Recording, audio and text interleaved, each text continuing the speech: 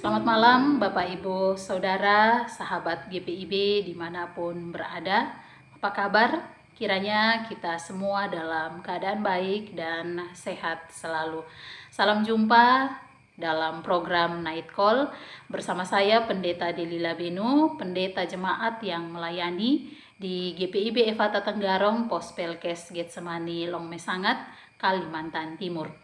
Saat ini saya mengajak Bapak Ibu Saudara untuk membaca dan merenungkan firman Tuhan. Sebelumnya mari kita mohon bimbingan Roh Kudus Tuhan menuntun kita memahami firman Tuhan. Kita berdoa.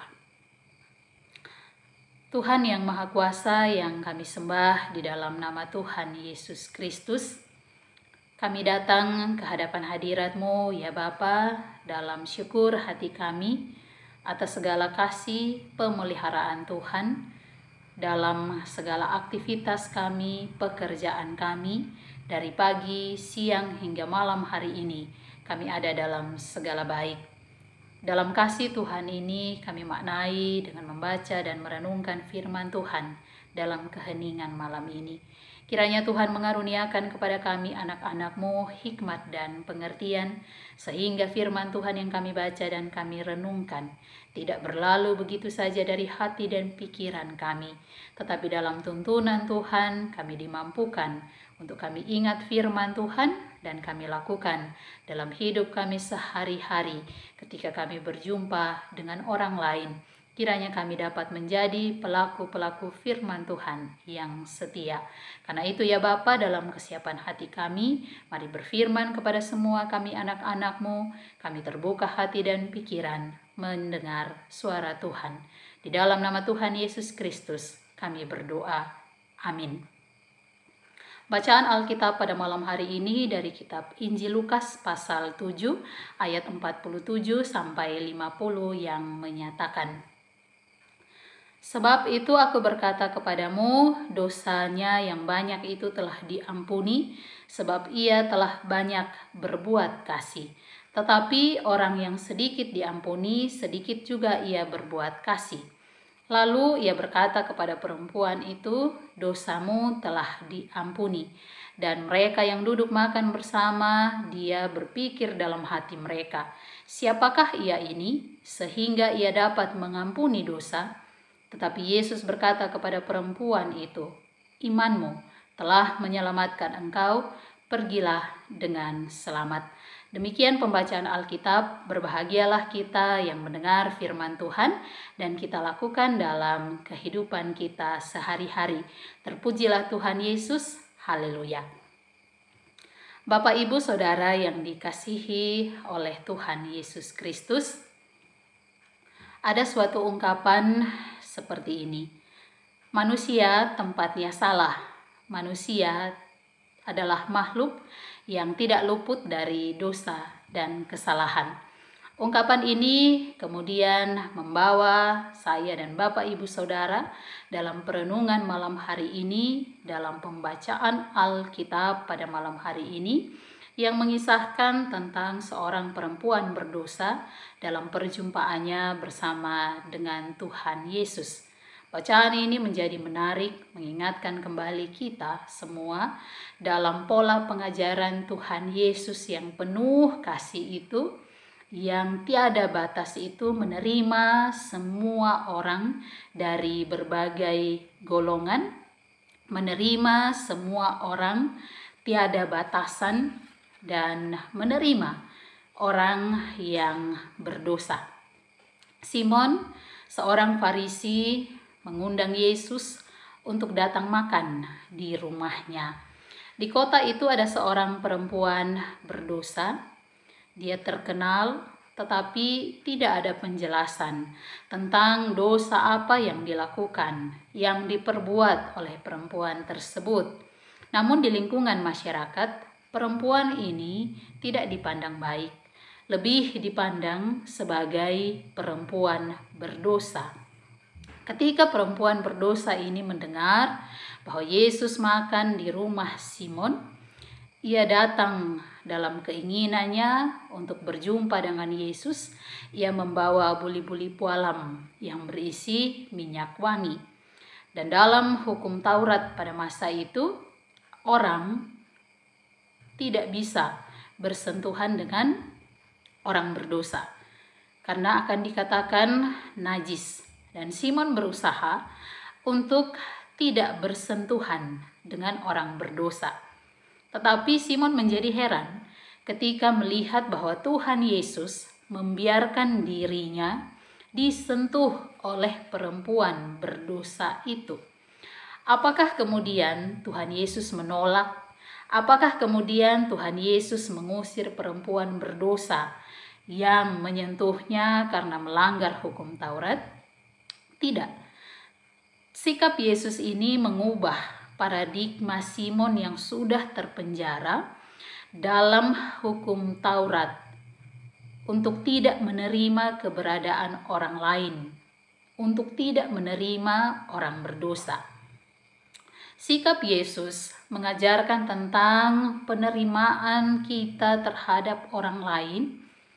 Bahkan Tuhan tidak mengingat, bahkan memperhitungkan dosa.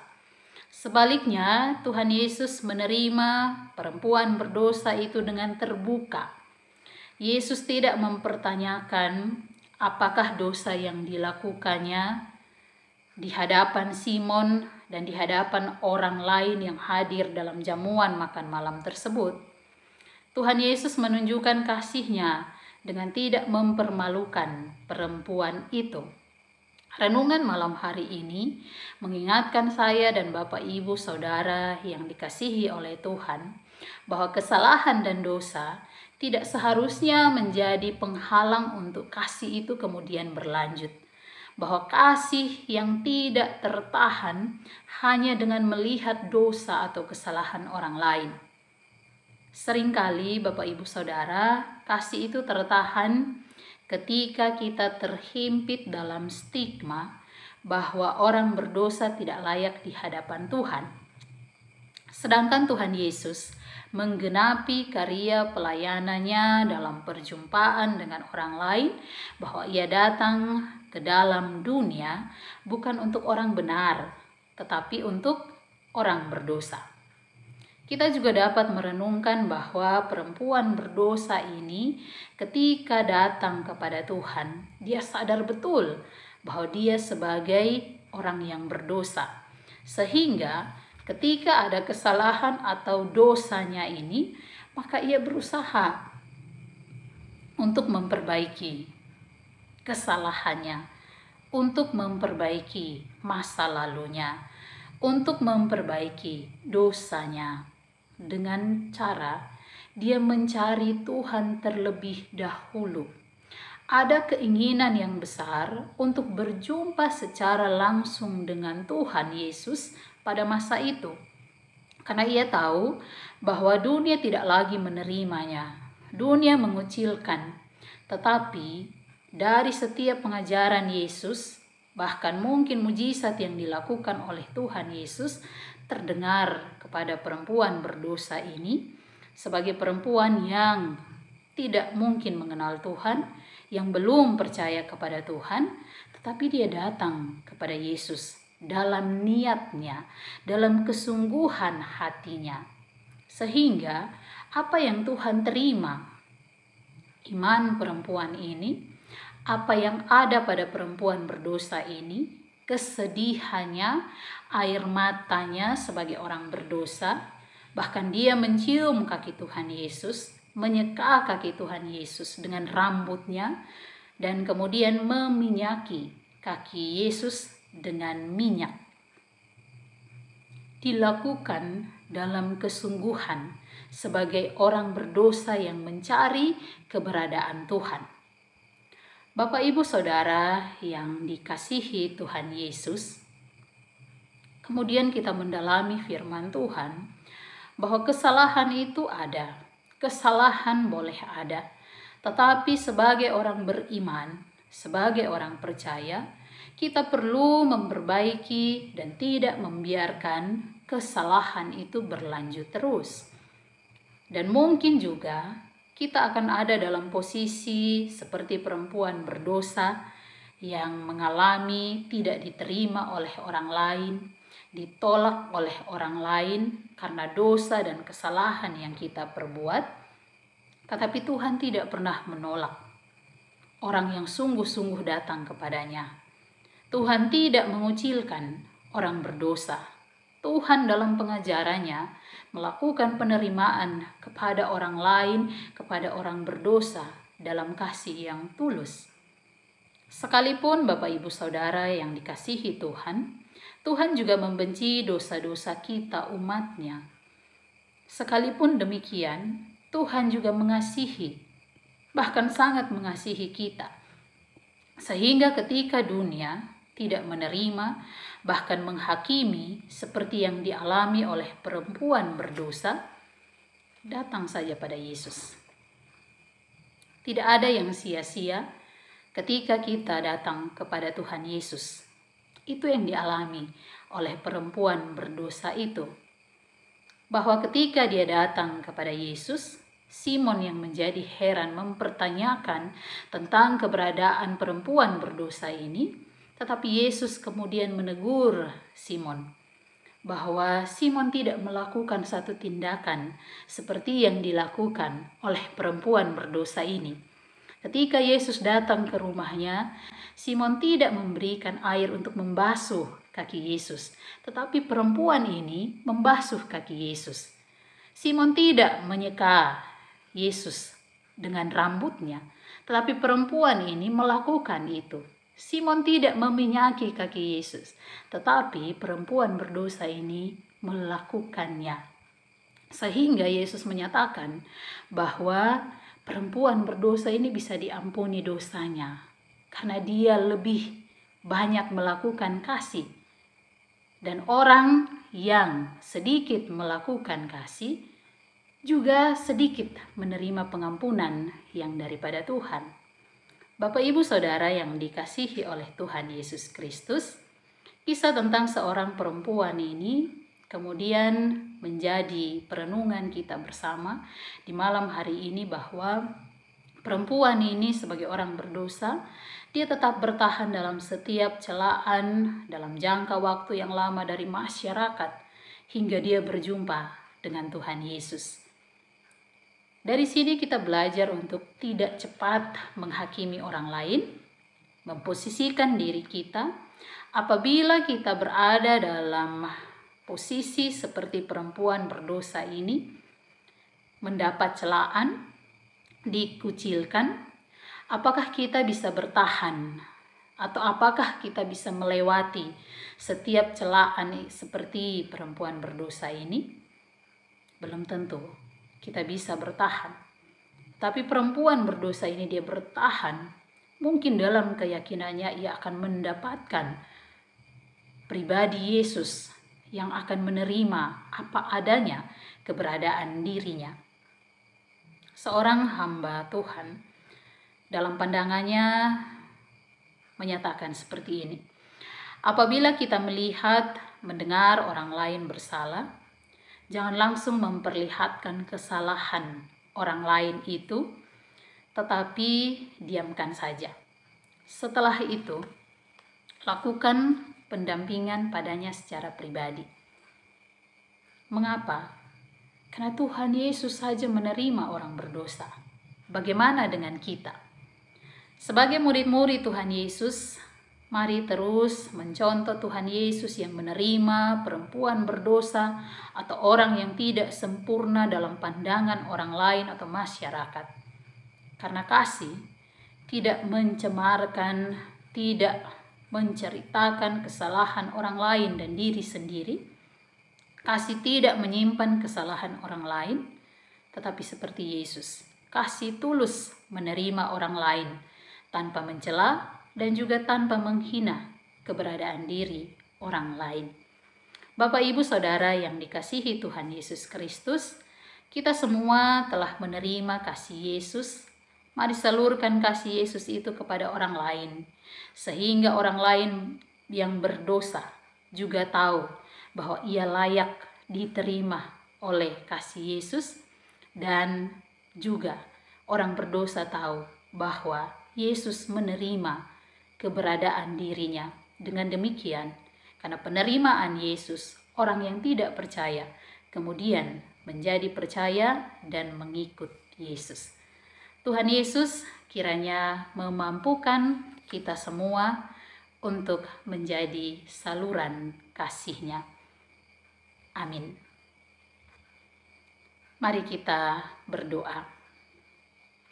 Tuhan Yesus, terima kasih untuk kebenaran firman Tuhan yang telah kami baca dan kami renungkan pada malam hari ini. Mengingatkan kepada kami anak-anak Tuhan untuk kami menjadi saluran berkat. Untuk kami juga belajar menerima orang lain dalam dosa dan kesalahan yang dilakukan. Bahwa kasih yang Tuhan Yesus ajarkan bagi kami semua, kami sebagai anak-anak Tuhan, sebagai murid-murid Tuhan, kiranya dimampukan untuk mencontoh sikap dan tindakan Tuhan Yesus yang tetap mengasihi orang lain tanpa melihat golongan, tanpa melihat keberadaan dirinya sebagai orang yang berdosa. Bapa di sorga, Bapa yang maha murah dan maha kasih, kiranya dengan kebenaran firman Tuhan ini, kami anak-anak Tuhan dapat terus untuk melakukan kasih dalam perjumpaan kami dengan orang lain, dalam keluarga kami, bersama dengan sesama kami, bahkan mungkin orang asing. Biarlah kasih Tuhan boleh nyata melalui setiap tindakan kami. Kami juga pada malam hari ini akan ada dalam istirahat malam kami. Kiranya Tuhan jaga kami, lindungi kami semua, jauhkan kami dari segala mara bahaya. Kami ada dalam ketenangan, kedamaian hati, menikmati malam ini. Besok kami boleh kembali beraktivitas, hari baru yang Tuhan anugerahkan bagi kami dengan tubuh yang segar, kekuatan yang daripada Tuhan, untuk kembali kami melanjutkan segala tugas, tanggung jawab, pekerjaan yang boleh Tuhan percayakan kepada kami semua. Biarlah Tuhan berkati kami semua, keluarga kami, saudara kami, anak-anak kami, dan Tuhan menerima keberadaan diri kami, melayakkan kami, sehingga pintu berkat dari Tuhan boleh senantiasa ada bagi kami semua. Kami berdoa bagi anak-anak Tuhan, dalam setiap doa harap yang dinaikkan, dalam setiap pergumulan, dalam sakit dan penderitaan, kiranya Tuhan kuatkan, Tuhan berikan hati yang gembira, Tuhan menjamah dan mengurapi, sehingga anak-anak Tuhan mendapatkan kesembuhan yang datang daripada Tuhan di tengah-tengah kelemahan fisik. Begitupun juga dalam segala doa harap yang kami naikkan di hadapan hadirat-Mu, ya Tuhan. Ini segala doa dan harap kami, ampuni dosa kesalahan yang kami lakukan dalam pikiran, perkataan, dan perbuatan. Biarlah kasih Tuhan melayakkan kami semua. Di dalam nama Tuhan Yesus Kristus, kami berdoa dan mengucap syukur. Amin. Selamat malam Bapak Ibu semua, selamat beristirahat. Tuhan Yesus memberkati. Shalom.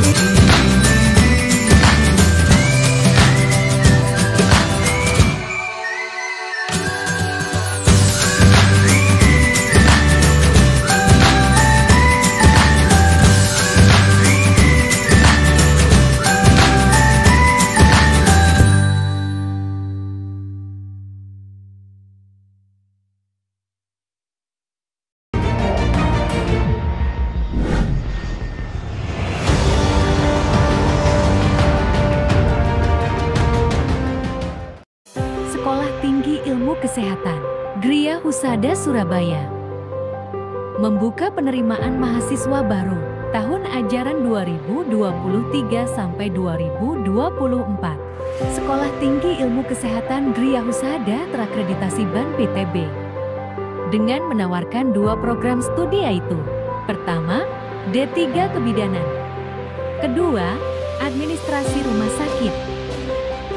Ada juga fasilitas yang memadai seperti asrama putri, perpustakaan, gazebo dan hotspot area, dan masih banyak lagi. Pendaftaran gelombang pertama dibuka pada Desember 2022 sampai Februari 2023. Gelombang kedua dibuka pada Maret 2023 sampai Mei 2023. Gelombang ketiga dibuka pada Juni 2023 sampai September 2023. Untuk informasi lebih lanjut dapat menghubungi nomor di bawah ini.